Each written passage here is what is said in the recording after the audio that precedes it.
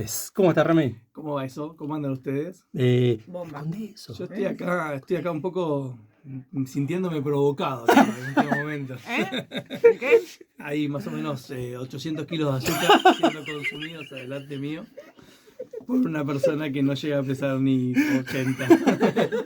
Así que estás al 100% de azúcar en este momento. El ingeniero, ¿cómo es? Estoy re bien igual, no me hace nada. Sí, me doy cuenta. Es una bomba neutral. Parece esa, ¿eh? ansiedad de intensamente vos. Che, gracias por venir, ¿eh? Gracias a ustedes por invitarme, como siempre. Pregunta así, porque yo estoy hace rato afuera, por lo menos hace 40 minutos que no salgo. ¿Está copado afuera, lindo? Está nubladito. Pero no hace mucho frío, ¿no? No, está Lindo. mejor que los días previos. Sí. Ni ahí está helado. No. Hay un poquito de fresquito. Un Solamente frescor. un, Sí, un un frescor. nubladito que está súper bien. Sí, Claro. está súper bien para unos mates.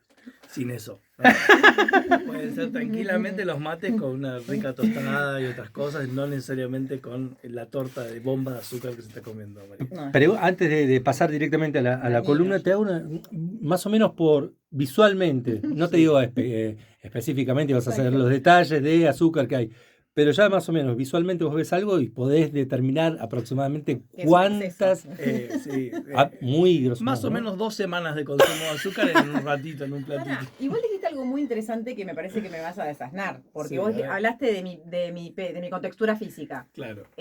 O sea, cambia. Si yo no es lo mismo el impacto que tiene este pedazo para mí que para él, simplemente fáctico. Sí, Sí. Me dijo exactamente eso. Che, me voy. No necesariamente gordo. Te Digo, dijo, pesa te más. dijo en base familiar.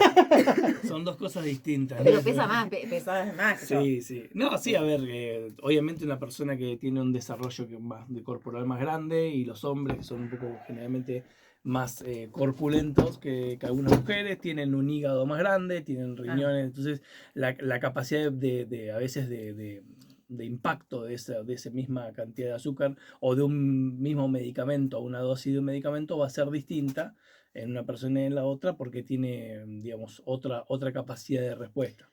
No quiere decir que una persona con una enfermedad, ya por ejemplo diabetes, no le vaya a impactar un montón No, claro. cualquiera de Total. las dos opciones, ¿no? No, Digamos, pero es bueno poquito o saberlo. mucho, sí.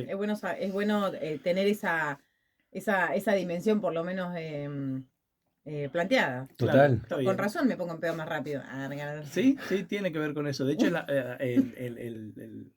mujer en sí tiene menos cantidad de una enzima en el hígado que se llama alcohol deshidrogenasa, que es la que logra metabolizar el alcohol a la velocidad que va entrando. Entonces, llega un momento que esa enzima se satura y ya ahí empezamos a ponernos en pedo. El hombre tiene un No poquito sabía. más de tolerancia generalmente por eso.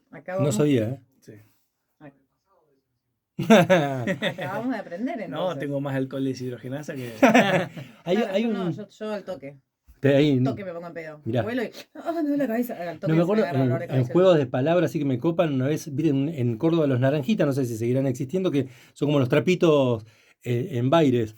Me acuerdo que venía me había tenido un embotellamiento un fin de semana cuando llegaba y el tipo, me recuerdo ese juego de palabras brillante, cordobés también tiene que ser, voy llegando así, me dice, ¡epa! Dice, venís con el Igarzábal en la mano, dice, por decir el hígado, venís con el Igarzábal en la mano. Una genialidad. Rami, bueno, después de esta De esta breve digregación. No, hoy tenía ganas hace tiempo de hablar algo de todo lo que tiene que ver con economía de la salud, ¿no? Pero economía de la salud es un tema poco feliz en general para la gente, porque obviamente hablar de economía de salud habla de decir, bueno, cuál es el costo de la salud en muchos sentidos, cuál es el costo de los medicamentos, cuál es el costo de las prácticas médicas, todo eso que a mí me recontra interesa. Porque a nivel mundial es algo que obviamente está recontra en discusión hace mucho tiempo. De hecho, la mayoría de los países o de las asociaciones, yo que sé, europeas, de Norteamérica y demás, tienen institutos de economía de la salud propios en los cuales dicen a este medicamento, por más que sea bueno, realmente el costo vale la pena o no, y si no, le dicen a la farmacéutica no lo vamos a habilitar hasta tanto ese costo no sea distinto porque está tan alto el impacto en nuestro sistema de salud que no va a haber manera de sostenerlo, ¿no? De hecho, hay como una máxima de economía de la salud que dice que la mejor tecnología de la salud, llámese medicamentos, estudios por imágenes, lo que sea, si la pidiera y la demandara toda la población de un mismo territorio al mismo tiempo, no habría ningún sistema que lo toleraría. O sea, nos basamos en que hay gente enferma y gente sana todo el tiempo, porque si un grupo de gente, todo ese grupo de gente lo demandara al mismo tiempo, el sistema claudicaría rápidamente, porque obviamente que todo tiene un costo y ese costo sale de un financiamiento, ¿no? Pero en realidad, buceando un poco el tema, sí, decime. No, pienso, estoy sacando la conclusión capaz apresurada de que entonces toda la industria farmacéutica está abocada, no digo toda, mejor no voy a sacar la palabra toda, Sí. pero la mayor parte de la industria farmacéutica está abocada a aquello por lo que más posiblemente pueden vender. Sí, a ver, está bueno el puntapié para hablar de lo que yo quería hablar, porque la industria farmacéutica, para que se entienda, vos, por ejemplo, decís, bueno, yo quiero buscar un medicamento para diabetes, ¿no? Vamos a hablar de diabetes, que justo es un tema que estábamos charlando recién. Entonces, si yo quiero buscar un medicamento para diabetes, tengo que estudiar unas 10.000 moléculas más o menos distintas que pueden llegar a ser interesantes, que hay científicos de diferentes partes del mundo que quieren estudiarla, entonces yo pago un laboratorio, pago científicos que estudien esas 10.000 moléculas. Eso lleva unos cuantos años, 2, 3 años, ¿no? Una vez que esos 2, 3 años pasan, y esas 10.000 moléculas se estudiaron, se hace un filtro y quedan 40. Esas 40 pasan a un perfil de seguridad en el cual se estudia con animales con alteraciones genéticas que hay que pagarlos, digamos, son animales que le falta algo o un gen o algo para que, por ejemplo, sean metabólicamente obesos siempre o algunos que sean sí o sí diabéticos, ¿no? Entonces, a partir de ahí se estudian esos animales y se ve el perfil de seguridad, que no se enfermen más, que no les agarre otros problemas en otros órganos. Eso lleva otros 2, 3, 4 años. Después de ahí se pasa a las pruebas con ciertos humanos en lugares controlados y con ambientes súper controlados, que puede durar 5 o 6 años más. Y recién ahí el fármaco estaría como para poder probarlo en una población más general. Entonces, eso es lo que se llama fase 3 y fase 4, las últimas dos que te acabo de decir. Entonces, la realidad es que capaz lleva 10 años y miles de millones de dólares de inversión el desarrollo de una nueva molécula. Entonces, ¿qué pasa cuando la industria saca esa molécula? Tiene la patente de eso que inventó, que desarrolló durante unos 10 años. Y después de esos 10 años esa patente se libera y a partir de ahí empiezan a salir otros laboratorios a fabricar la misma molécula y eso hace que los precios bajen.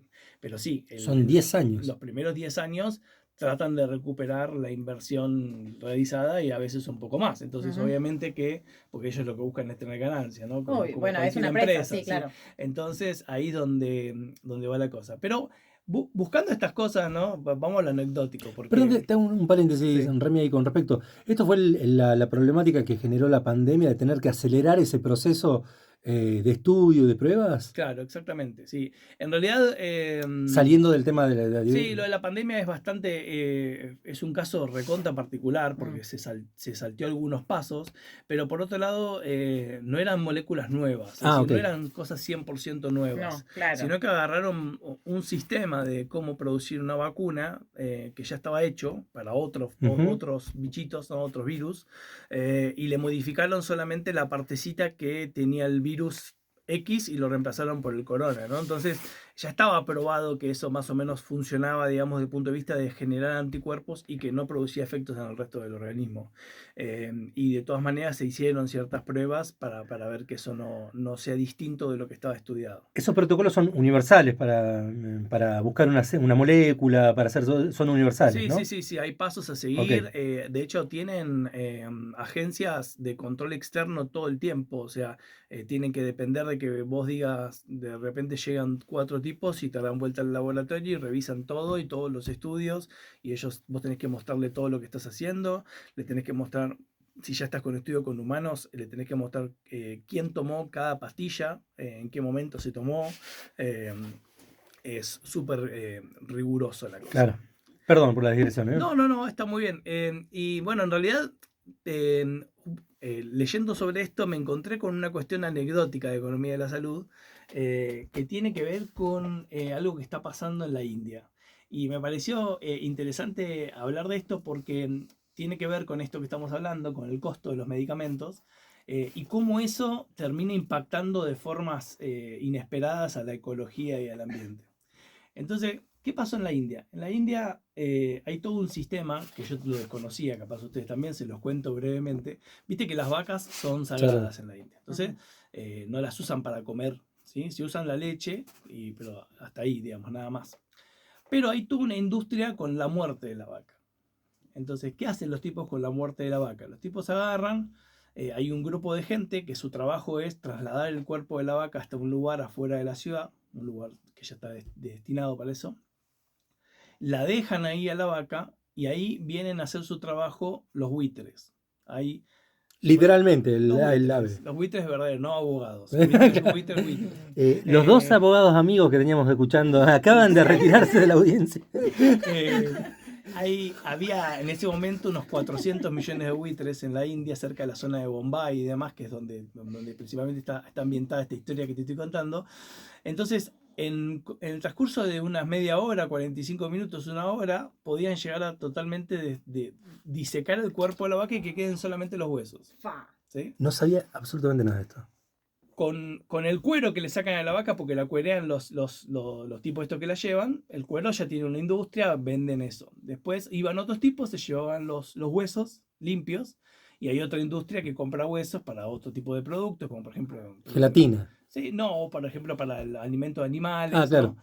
Entonces, se llevaban los huesos y ahí quedaba toda una economía dependiente de la muerte de la vaca, pero principalmente dependiente de los buitres. En el año 97 más o menos, el diclofenac, que todos tomamos cuando nos duele algo, ¿sí? El diclofenac deja de tener su patente, por lo tanto empieza a ser un medicamento súper barato, ¿sí? Súper barato. En especial, imagínate que en la India hay grandes farmacéuticas fabricantes de medicamentos, hay muchos. Entonces, me estoy enterando ahora, sí, así sí, te lo digo. La India es un productor de medicamentos grande. Entonces, de hecho, varias vacunas de esas cosas que venían en su momento venían de allá, de la producción de la India.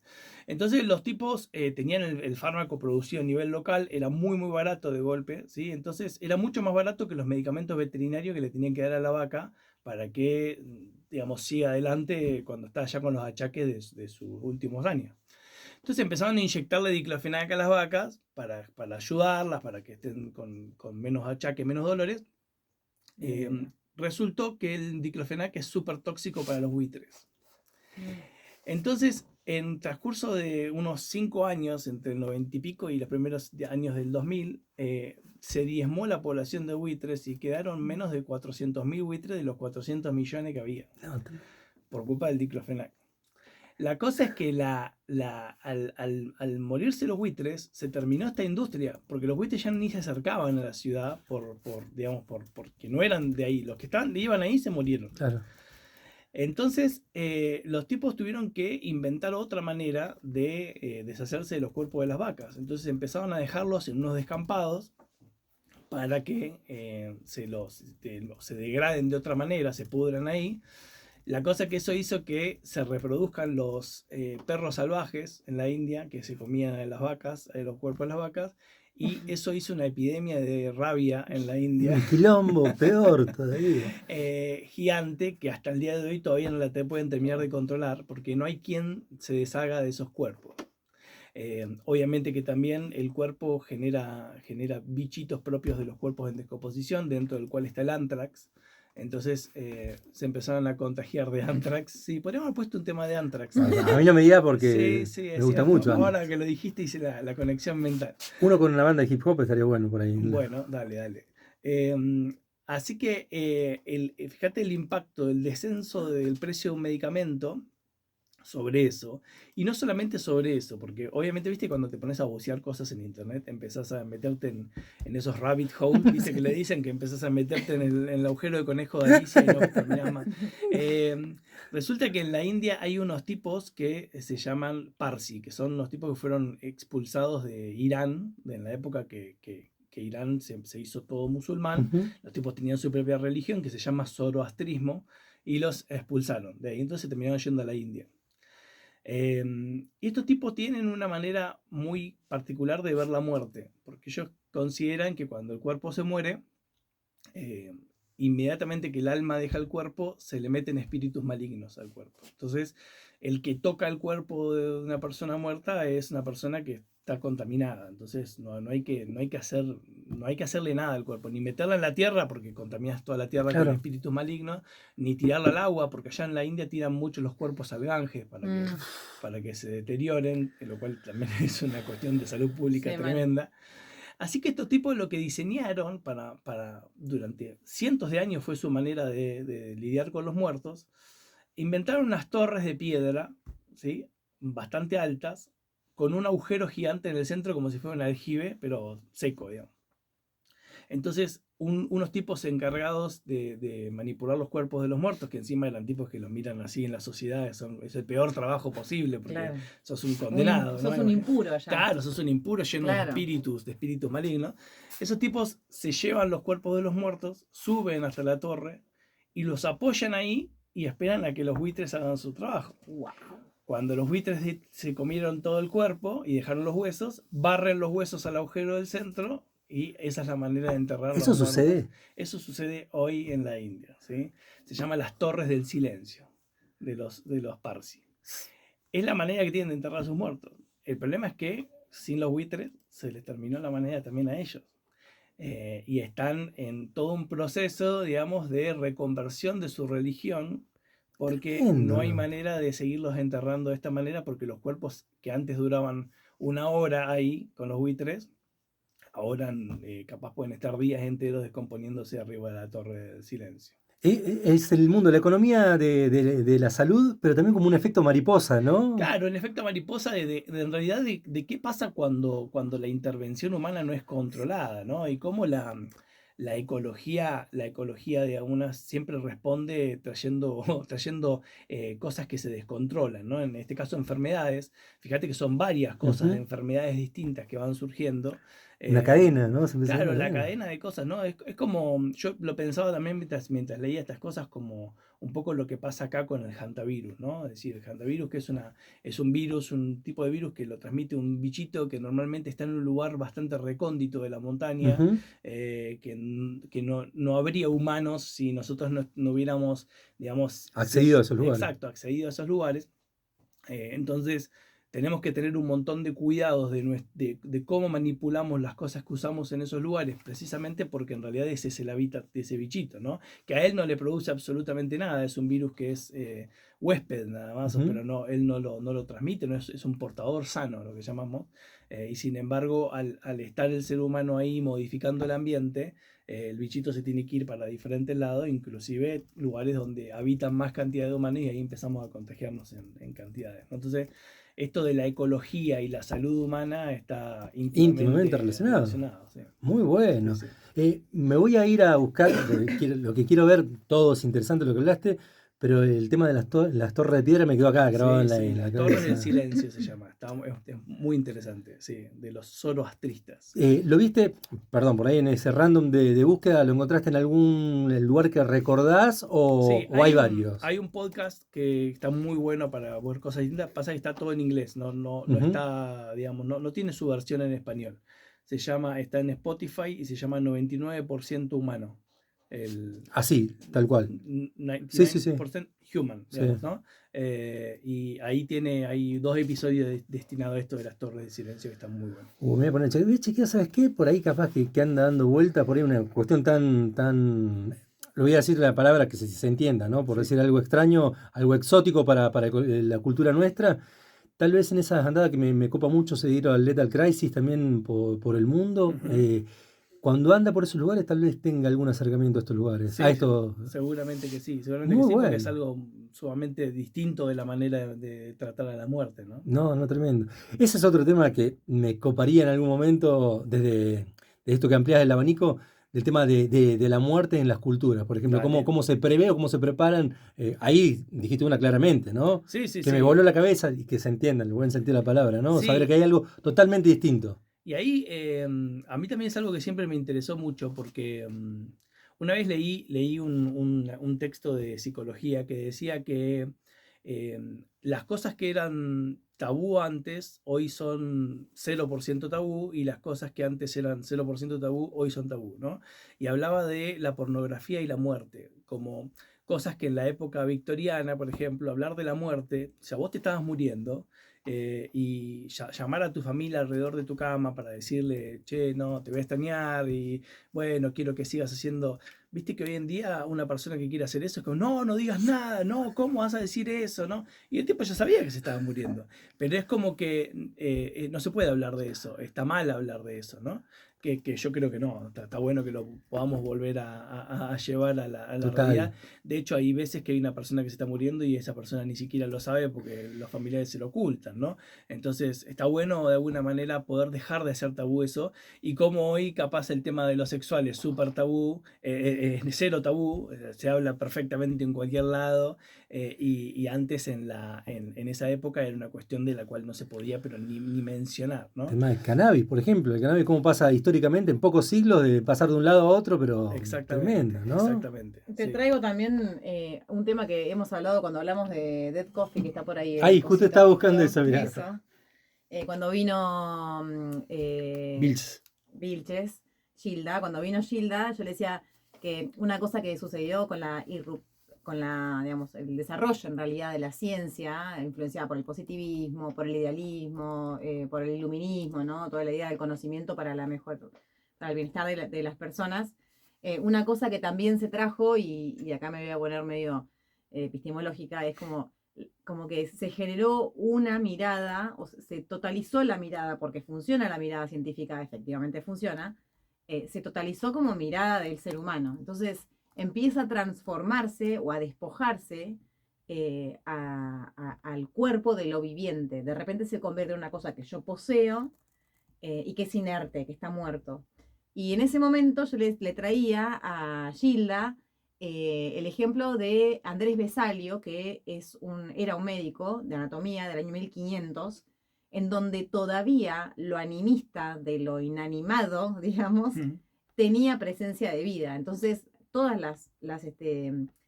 los dibujos que hacía Vesalio de los seres humanos y su anatomía, los hacía con vida, con actitud. No era un recorte o una cara muerta o una apariencia de muerto al que le pongo a lo de adentro, sino una persona con una pose, Claro. con una cara, ¿no? Como con una actitud en su cara, en donde todavía lo vivo estaba en el cuerpo. Y esto es lo que vemos que es una mirada, ¿no? Mirá cuánto podría darle, y hablando de esto del control, digo, en el laboratorio buenísimo, pero la vida, la realidad es que está llena de azares, ¿no? Y de variables independientes que no podemos controlar. No sé, por ejemplo, podemos pensar en la introducción de la cantidad de especies que se han traído a la Argentina para matar otras y que entonces terminaron haciendo aquello o un quilombete tremendo. Y está bueno empezar a discutir, digamos, esa mirada tan instrumental y tan de laboratorio, porque pienso, por ejemplo, en el ejemplo de la pandemia. Había un estudio que se hizo que decía que en realidad surgió la COVID porque al acortarse el ciclo de vida de los animales para que tengan mayor productividad, quiero decir, mayor productividad, tengan más carne, más leche, más lo que sea para lo que sea pensado, es que los virus empezaron a reproducirse más rápidamente para poder sobrevivir antes de que se muera el bicho, y que eso le dio mayor virosidad, ¿se dice? Sí, Mayor capacidad. virulencia generalmente se dice, okay. o Bueno, capacidad de ataque, sí. No sé si estoy hablando, si se entiende lo que quiero decir. Sí, se entiende. Que el virus, que no sabe que nosotros estamos manipulando las especies, piensa que evolucionaron de esa manera, de alguna manera no piensa, ¿no? Pero, claro. Modifica también su propia, para sobrevivir, ¿no? Que es lo más lógico, porque en realidad en la naturaleza lo que hacen todas las especies es intentar sobrevivir y adaptarse para eso. Y los virus tienen una capacidad de adaptación enorme, lo hemos visto, ¿sí? Hemos visto, por ejemplo, con virus como el HIV, que es un virus que puede mutar un montón su propia estructura genética, lo hace todo el tiempo de forma tal que nuestro propio sistema inmunológico no lo vaya a destruir, ¿no? Entonces, los virus tienen esas capacidades y tienen esa posibilidad de adaptarse en muy poquito tiempo nuestro, lo que nosotros capaz ni siquiera no cambiamos genéticamente. Los virus sí. Así que sí, coincido con vos que digamos, ver al ser humano o ver el cuerpo humano como un objeto, como una cuestión maquinaria, Entiendo también que a veces sirve para ponerse objetivos, ¿no? Claro. Porque uno a veces pierde la objetividad y va en contra del paciente, ¿no? Por ejemplo, pero nunca hay que dejarse, o sea, olvidarse que el que está ahí es una persona, y no solamente una persona, sino que es una persona social, ¿no? Que también no es solamente lo que le pasa a él, sino lo que le pasa a su entorno, y cómo todo eso es una cuestión que va modificando, ¿no? Tanto su estado anímico, que sabemos perfectamente cómo eso impacta en su salud, es todo un tema. Por eso digo, cómo desde una pavada, digamos, de que bajó el precio de un medicamento y su uso descontrolado, y ahí vamos, por ejemplo, si querés, al tema de la automedicación y de utilizar lo que te da el vecino al lado y no algo que capaz esté indicado, ¿no? Cómo ese tipo de cosas pueden tener impactos, no solamente en uno, sino también a nivel ya, niveles macro como esto, que es una locura, pero bueno, es como decías vos, es un efecto mariposa, ¿no? Total. Le voy a reiterar un mensaje del domingo. Gracias por estar en Esquel. Sí, bueno, nos encanta. Gracias. Me dio mucha alegría volver a verte porque yo no te veía hace como un montón. Vamos a venir todos los lunes. Te extrañamos. Estamos acá. Ramiro, ¿cómo hacemos para encontrarte tanto en el consultorio como en las redes sociales? Bueno, en Instagram es @RamiroF, diabetólogo, todo junto, con H y doble F, Fs. Y en el consultorio estoy en Esquel Diagnóstico, martes y jueves a la tarde, de 2 a 7, más o menos 2 a 7 y 7 y media. Perfecto. ¿Con qué querés ir? ¿Lo que habías mandado o Antrax? ¿Están disponibles las dos? Lo que vamos con Antrax, ¿sí? Con Antrax, sí, es un buen cierre Power porque es medio bajón todo lo que hablamos.